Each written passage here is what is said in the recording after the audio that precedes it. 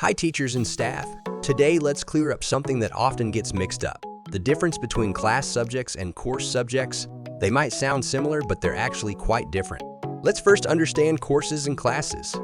Courses offer personalized and flexible learning for small groups or individuals, focusing on specific interests or skill mastery, such as a piano course or a digital marketing course. Classes, on the other hand, are standardized and designed for large group of students, following a set curriculum.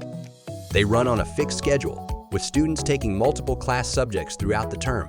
How do class subjects and course subjects relate to these two? These are tools that help organize and structure your classes and courses respectively.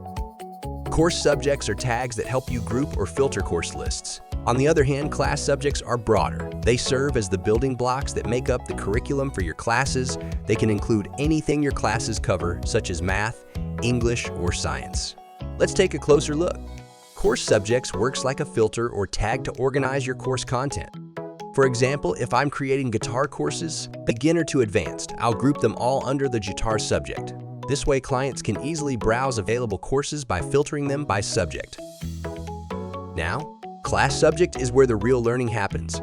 This is an actual lesson plan, complete with videos and teacher assignments. When students enroll in a class, they're engaging with the materials inside the class subject. This is where they'll find their lessons, their resources, and everything they need to complete their study. So, what's the main takeaway? Unlike course subject, which is just an organizational tool, class subject is interactive and content-rich. It's where teachers build their lessons and students go to learn. Now that you know the difference, setting up your school's learning structure should be a whole lot easier. Simple, right? I hope this helped. We'll catch you next time on ilerno.